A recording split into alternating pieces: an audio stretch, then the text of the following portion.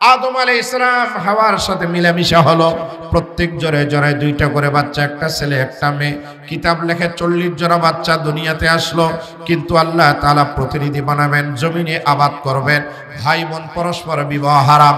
আদমের শরীয়তে আল্লাহ বিধান করে দিলেন, প্রথম জোড়ার ছেলে পরের জোড়ার মেয়ে, পরের জোড়ার ছেলে প্রথম জোড়ার মেয়ে, আড়াআড়ি করে বিবাহ।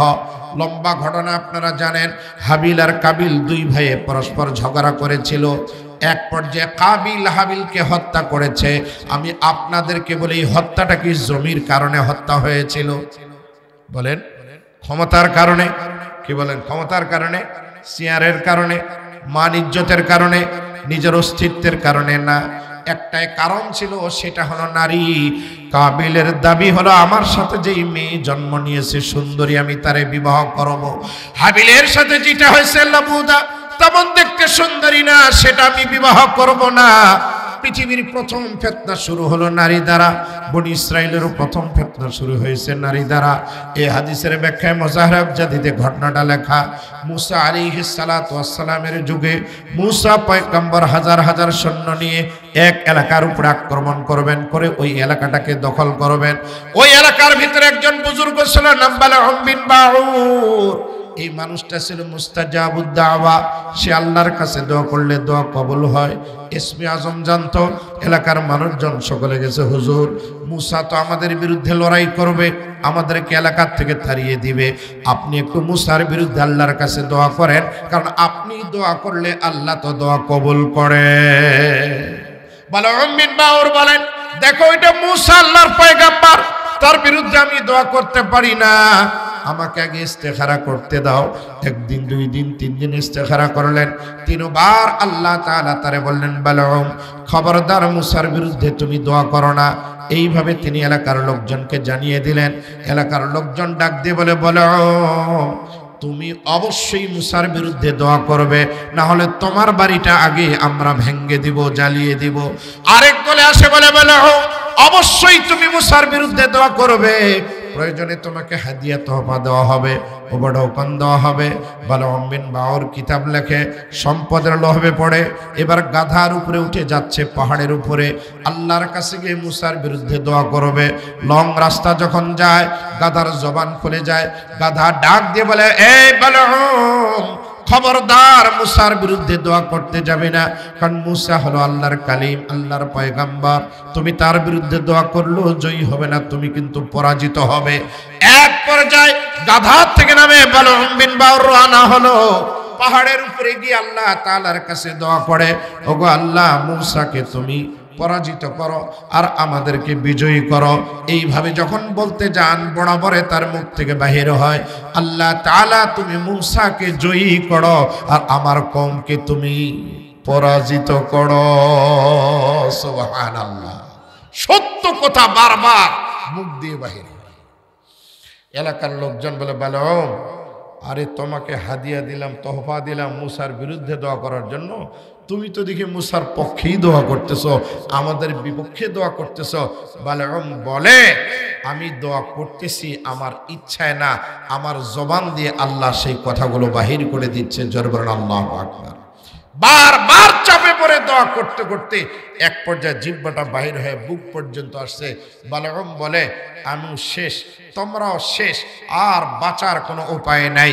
এলাকার লোকজন বলে, হাদিয়া যেহেতু দিয়েছি, তোহফা যেহেতু দিয়েছি, আর আপনাকে যেহেতু আমার দলের করে নিয়েছি, অবশ্যই কিছু একটা ব্যবস্থা আপনাকে করাই লাগবে। বিগত সরকার কতগুলো মৌলবীকেও তারা ভাড়া করেছিল, যে মৌলবীদের একটা দলেই ছিল ওলামা লীগ, ছিল না? ওলামা লীগের একজন বেচারা এক সময় নেত্রীর প্রশংসা করতে করতে করতে করতে জান্নাতের টিকিট তো দিয়েই ফেলেছিল, দিয়েছিল না? এই ধরনের চাটুকার মৌলবী হাদিয়া তোহফা খেয়ে জান্নাতের টিকিট দেয়, জান্নাতের টিকিট দেয়। আরে ভাই, জান্নাতের টিকিট পেলে তো সৌদি আরব যাওয়ার কথা ছিল, না হলে কমপক্ষে পাকিস্তান যাওয়ার কথা ছিল। গেছে তো মোদির কাছে, তো কেমনে করে মোদিকে জান্নাতে যাবে? তাহলে আপনি কেমনে ভাবলেন যে উনি জান্নাতে যাবে? মুসলমান ভাইরা আমার, বালাউম বিন বাউর ডাক দিয়ে বলে, তবে হ্যাঁ, বাঁচার একটা রাস্তা আছে। যদি তোমরা আমার পরামর্শ নাও তাহলে আমি বলি। এলাকার লোকজন বলে বালম তাহলে বলো কি করা লাগবে। বালম বিন বাউর ডাক দিয়ে বলে তোমাদের মধ্যে যারা ইয়াং যুবতী মেয়ে আছে, সুন্দরী মেয়ে আছে, তাদেরকে ছোট্ট ছোট্ট পোশাক পরাও, গহনাগাটি পরাও, তাদের হাতে বিক্রি করার কিছু পণ্য হাতে তুলে দাও। এরা বনী ইসরায়েলদের সৈন্যর কাছে বিক্রি করতে যাবে, তবে বিক্রি করাটার নামে তবে কোনো সৈন্য যদি কোনো নারীকে ধরে আর তাঁবুতে নিয়ে ধর্ষণ করে তাহলে নারীরা যেন বাধা না দেয়। এলাকার লোকজন বললেন তাহলে কি হবে?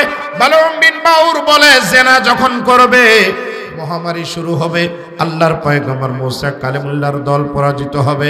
এলাকার লোকজন সিদ্ধান্ত নিলেন সুন্দরী মেয়েগুলিকে সাজিয়ে গুছিয়ে একবার অর্ধনগ্ন উলঙ্গ করে হাতে পণ্য দিয়ে ছেড়ে দিলেন। বড় ইসরায়েলের ভিতরে যখন ঢুকে পড়ে এই সকল নারীদের মধ্যে একটা নারী যার নাম কিতাবে লেখে কুসি বিনতে সুর, দেখতে পরমা সুন্দরী। এই মেয়েটা পণ্য নিয়ে বিক্রি করতে গেছে। মুসা পয়গম্বরের একজন সেনা, একজন কমান্ডার, নাম হলো জমজম বিন সালুম। তিনি মহিলার হাত ধরে চলে গেছেন মুসার কাছে। ডাক দিয়ে বলে মুসা, এই মেয়েটাকে যদি আমি ব্যবহার করি আপনি অনুমতি দিবেন কিনা? মুসা বলে না, আল্লাহর কসম অনুমতি দিব না, খবরদার তুমি এই কাজ করো না। জমজম বিন সালুম ডাক দিয়ে বলে ও মুসা, তুমি আমাকে অনুমতি দাও আর না দাও, এত সুন্দরী নারীকে কখনো হাতছাড়া করা যায় না। এই কথা বলে তাঁবুতে নিলেন, জেনা করলেন। আল্লাহ তাআলা নারাজ হয়ে গেলেন, আকাশ থেকে মহামারী নামালেন। একজন না, দুইজন না, হাজার জন না। এই মহামারীতে প্রায় 70,000 বনী ইসরায়েলের সৈন্য মুহূর্তের ভিতরে দুনিয়া থেকে পরিষ্কার সাফ হয়ে গেল। মুসা আলাইহিস সালাতু ওয়াস সালামের সৈন্য হাতছাড়া মারা যায়। মুসা আলাইহিস সালামের ভাই হারুন, তার ছেলে ফাখাস চিন্তা করে জেনা ব্যভিচারের কারণে আমাদের উপরে আযাব গজব নেমে আসলো। হাতে তলবার নিয়ে চলে গেলেন ওই ফাখাসের কাছে, চলে গেলেন ওই জমজম বিন সালমের কাছে। তাকে ধরলেন এবং তার সাথে থাকা মেয়েটারে বাহির করলেন। তলবার দিয়ে দুইজনের মাথা গর্দান উড়াই দিলেন। এরপরে আল্লাহ তাআলার কাছে তওবা করা শুরু করলেন, দোয়া করা শুরু করলেন। ওগো আল্লাহ তাআলা, জেনার কারণে, নাফরমানির কারণে আমাদের প্রতি তুমি রাগান্বিত হয়েছো, তুমি নাখোশ হয়েছো। আমরা তোমার কাছে ক্ষমা চাই, মেহেরবানি করে তুমি আমাদের মাফ করে দাও, এই পাপ আর আমরা করব না। হারুনের সন্তান ফাখাস এই দোয়া করার কারণে আল্লাহ তাআলা মুসা পয়গম্বরের অল্প কিছু সৈন্য থাকার পরও অত্র এলাকার বাহিনীদের উপরে লড়াই করে আল্লাহ পাক তাদের বিজয় দান করেছেন। জোরে জোরে বলুন সুবহানাল্লাহ। নারীদের দ্বারাই প্রথম ফিতনা বনী ইসরায়েলদের ভিতরে নামে আসছে। এখনো যে সকল নারী পর্দা করে না, নামাজ পড়ে না, স্বামীর হুকুম মানে না, যেগুলো বেহায়াপনা, বেল্লাপনা, গান বাজনা, সব সময় খারাপ কাজে জড়িয়ে যায়, এটা হলো নারীদের একটা স্বভাব। তবে হ্যাঁ, এদের ভিতরে অনেক ভালো নারীও আছে।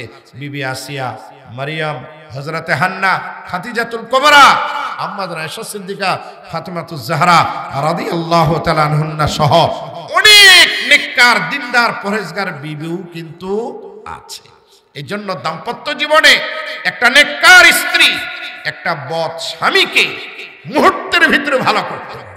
মনে করুন একটা স্বামী সিগারেট খায়, গাঁজা খায়, ইয়াবা খায়, ফেন্সি খায়, আমার ওয়াজ লাগবে না। এই মেয়েটা যদি একটু ভূমিকা নেয়, রাতের বেলা যখন শুতে যায় তখন যদি একটু বলে আব্দুল্লাহর বাবা তুমি বিড়ি খাও, গাঁজা খাও, নেশা খাও, এটা একটা তো অপচয়। 2 নম্বর মুখের দুর্গন্ধ, মানুষও খারাপ বলে আর আমি এটা সহ্য করতে পারি না, তুমি এগুলো ছেড়ে দাও। 1 দিন, 2 দিন, 3 দিন, আল্লাহর শপথ দিয়ে বলতে পারি 1 সপ্তাহ লাগবে না, দেখবেন নেশা গাঁজা এমনিই চলে যাবে।